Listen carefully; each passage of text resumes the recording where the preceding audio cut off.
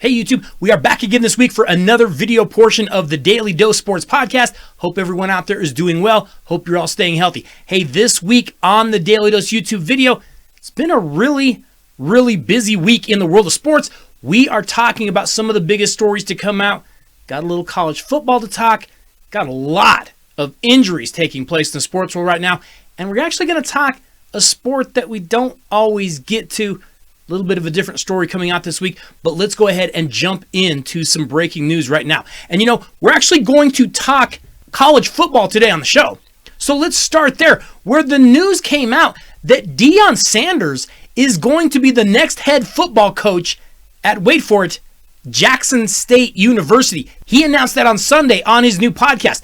God called me to Jackson State, is what Sanders said on the episode. Now, Sanders was voted to the Pro Football Hall of Fame following an amazing NFL career during which he also played Major League Baseball. But Sanders is going to be a first-time head coach at the collegiate level. Now, remember, after last season, Florida State fired their head coach, Willie Taggart. And Deion was kind of throwing his name out there as a candidate for that job.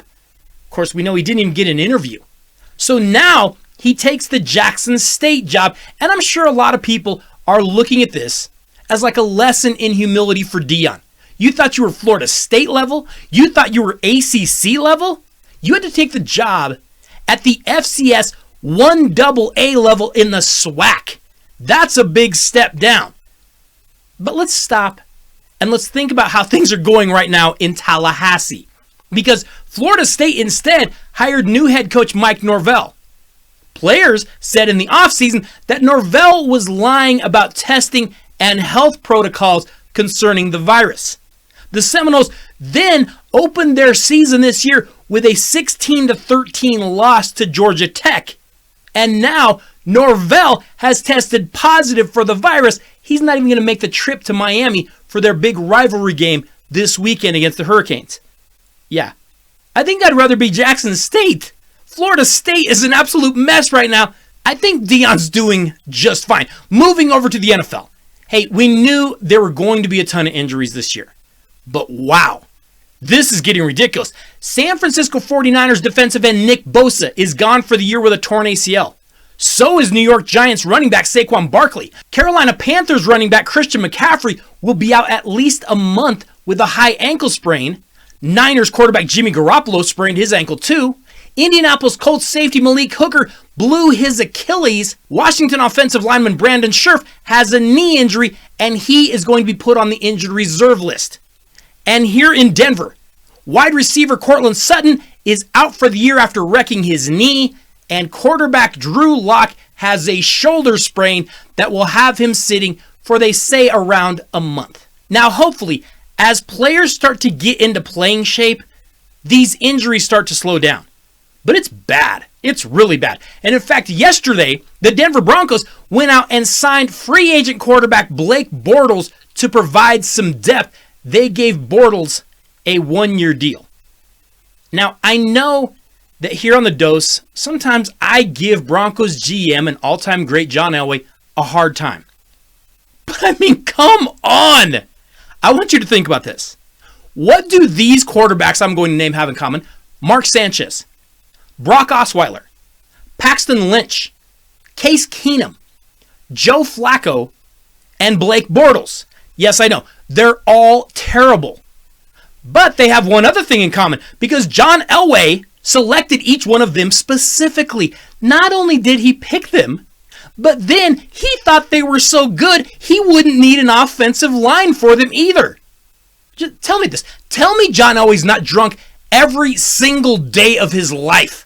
And it's one thing to defile yourself drinking every day, but now you're making all of us Bronco fans drink too after watching this terrible team. Switching over to Major League Baseball, where the regular season is nearly complete, but it was announced over the weekend that Houston Astros right-handed pitcher Justin Verlander is set to undergo Tommy John surgery.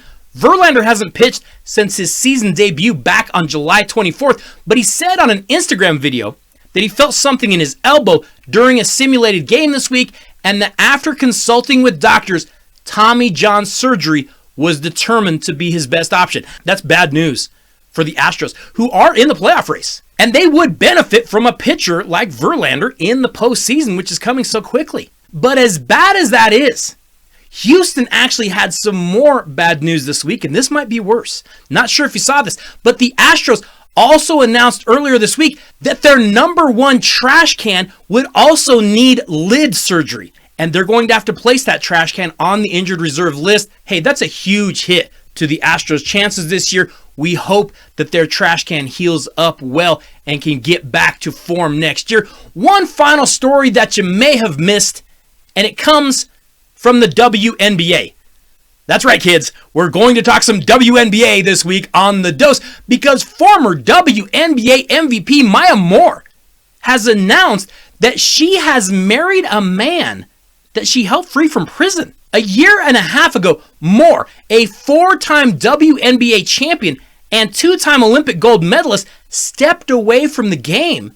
She said she was putting her career on pause to devote her time to the case of Jonathan Irons, a wrongfully convicted man who was more than 2 decades into a 50-year prison sentence on charges of breaking into a home and shooting the homeowner.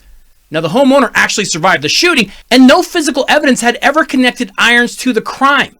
A judge ruled in March that the prosecution had suppressed fingerprint evidence that could have helped exonerate him, and this past summer, Moore's work, and that of many others, finally paid off when Irons was released from prison on July 1st. Now, Moore fans who had followed this whole story were a little bit surprised to find out that they had some sort of romantic relationship. And this is actually a cool story. I mean, Maya Moore sacrificed her playing career in professional basketball to help free the man that she had apparently fallen in love with. Still, they might not know each other completely. I mean, she's been playing basketball, he's been in jail. There are things in any marriage, in any relationship, that you learn about people that you don't know until you live with them. That's true in every relationship, but it's especially true here. I mean, this guy doesn't know if Maya, puts the cap back on the toothpaste every night. And she doesn't realize that he likes to make pruno in the toilet. It's an adjustment is what I'm saying. And that is just living together. Because in dating and those kind of things, it's not real life. I mean, think about this poor guy. He's unjustly accused. He gets out. He marries this professional basketball player. And he wakes up in a nice, comfy, soft bed. And he asks Maya Moore, hey, can I get a limo ride to the gym today? I want to go work out. And she goes, I don't have a limo. What are you talking about?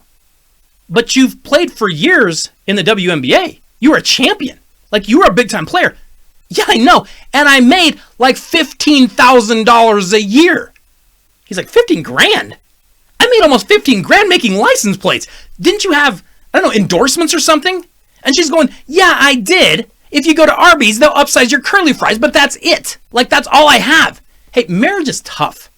We wish Maya Moore and Jonathan Irons the best going forward. Hey, they say all marriages are made in heaven. But remember, so is thunder and lightning. So good luck. Okay, YouTube, be sure to go over and check out the rest of the podcast this week. This week on the show, we are actually bringing you our 2020 college football preview. Longtime friend of the show and Daly Dose I-Team president, Big Rob, is stopping by, and we're going to be talking about what should be maybe a weird college football season, but could also be highly entertaining. There's some really good players playing.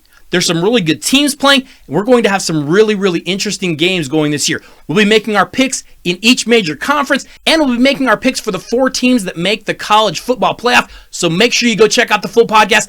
I will leave a link here on the YouTube video for you. Hope everyone out there is doing well. I will see you all next Wednesday. Have a great week, everybody.